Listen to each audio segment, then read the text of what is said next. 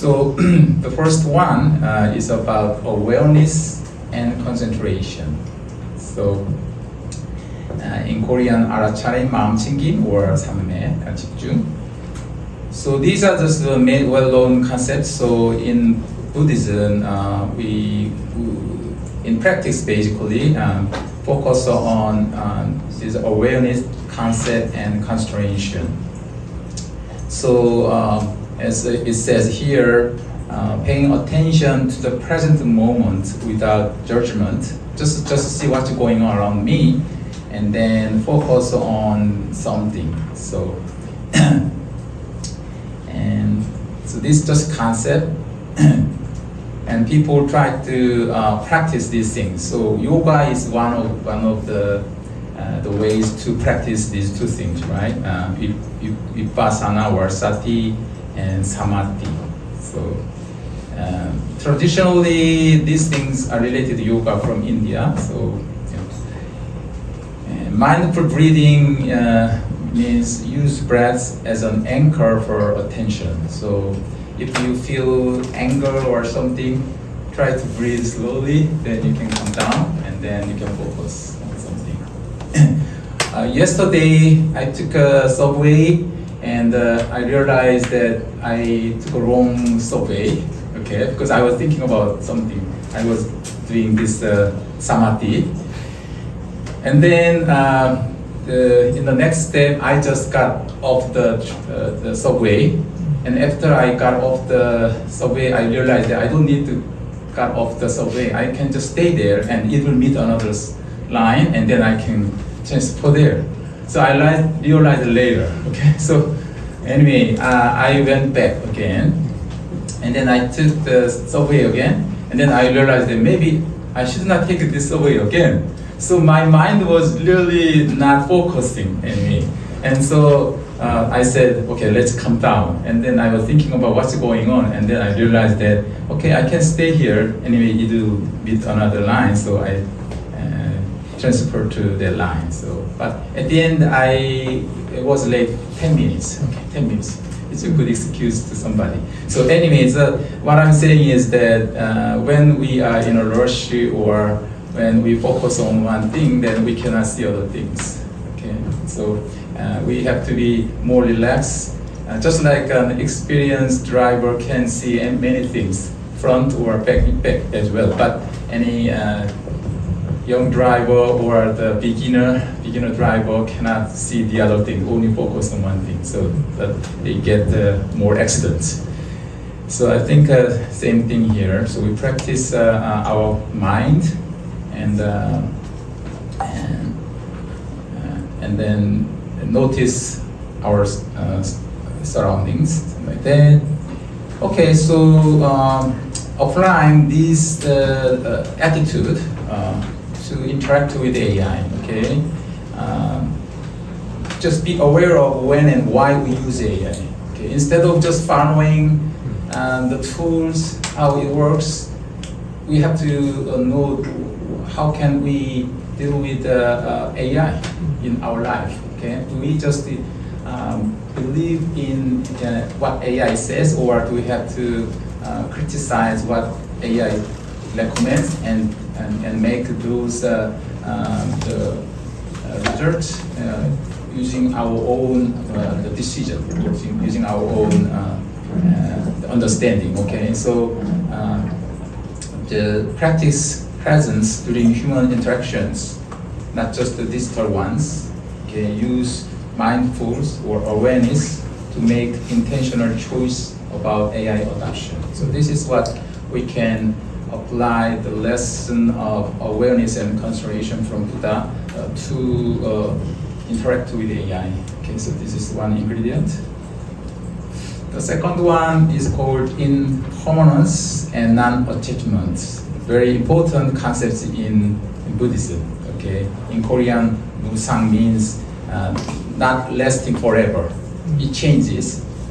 And non-attachment means do not stick on something. Okay, okay. So just try to be detached. Okay, and so these two things, but this becomes three marks of existence. In Korean, 삼법인, in Chinese like this. So this is law, right? Meaning law. So three laws marked. It's like a stamp. So that means it's a very important concept in Buddhism. Again, impermanence, suffering, non-self. No self or non-self. So suffering appears again. Suffering is very important to us. We are all suffer something, okay? But that does not mean that we are unhappy, okay? We can still be happy with the suffering by just looking at it as a third person. So, okay, everything is explained here, not clinging to things, ideas, or outcomes. Accept change without resistance. Finding peace amongst constant technology shifts. So these are all things that we can be more calm down instead of be very shrinking about these high-level technologies. We just enjoy using these technologies. Okay.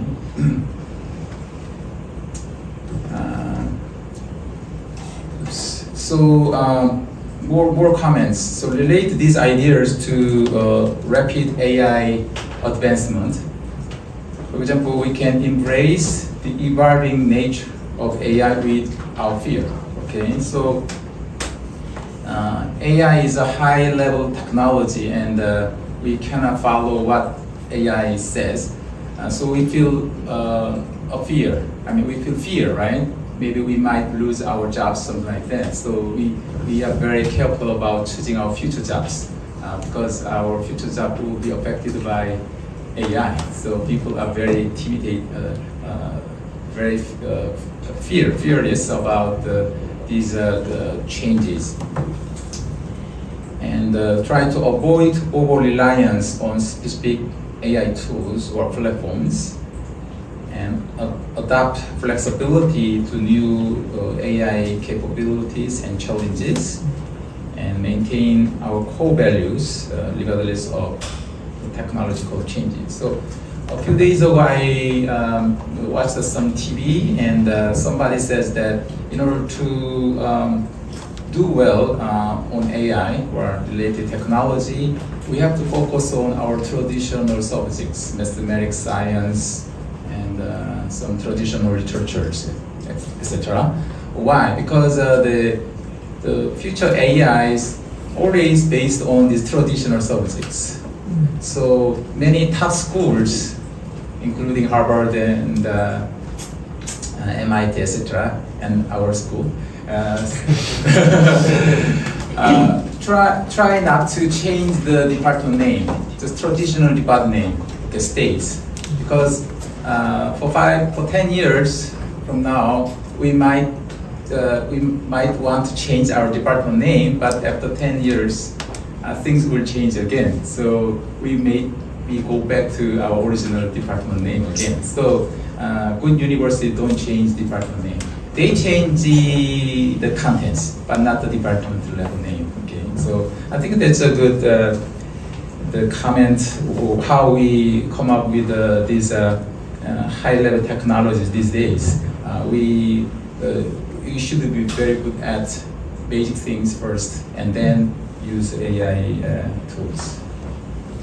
And third one, which is very important one in Buddhism, compassion and ethical conduct. So Buddhism emphasizes compassion. So compassion is a core Buddhist virtue. Extend kindness, understanding to all beings, including human, animals, and even non-human beings. Okay, so if we break one leg of our chair, then we'll get hurt if we're sitting on there, right? So we should not break any, we should not destroy any non-human beings as well, because it affects our the features as well. And self-compassion as a foundation of compassion toward others. So you love yourself, just like BTS, right? Also mentioned, yeah. You love yourself, then you can love other people. Same thing, I think. And ethical guideline in AI development, and so I think this is a very important one because I'm doing some research on this. So there's a area called AI ethics. How do you use AI technologies, or you can add some bad information to some data secretly, and then publicly open it. Then a lot of people use the data, assuming it is a correct one, but you embedded some bad information there. Then AI just think that the information with incorrect information is the correct one. Then it will tell some wrong answers as well. So it's more or less related to ethics.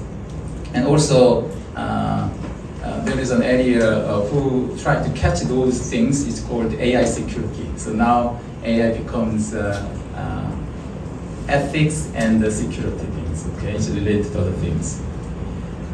And transparency and accountability in AI decision making is very important, as I said.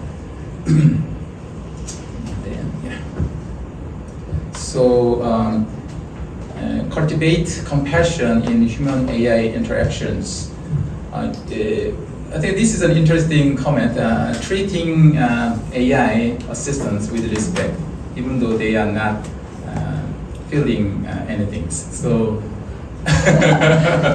okay. So one of my students sitting there tested many things, or asked many things to AI, and then AI sometimes want to stop answering more questions because the patterns of the questions is kind of boring and stressful to the AI. So it really knows what's going on. So, but since the person keep asking, it answers questions, but the answer, the way that the AI answers is not really kind. Okay, it does not want to do more things like this. So these days, AI is very advanced. Okay, it's not what we experienced before. Okay, so use AI to enhance, not replace, human connection and empathy.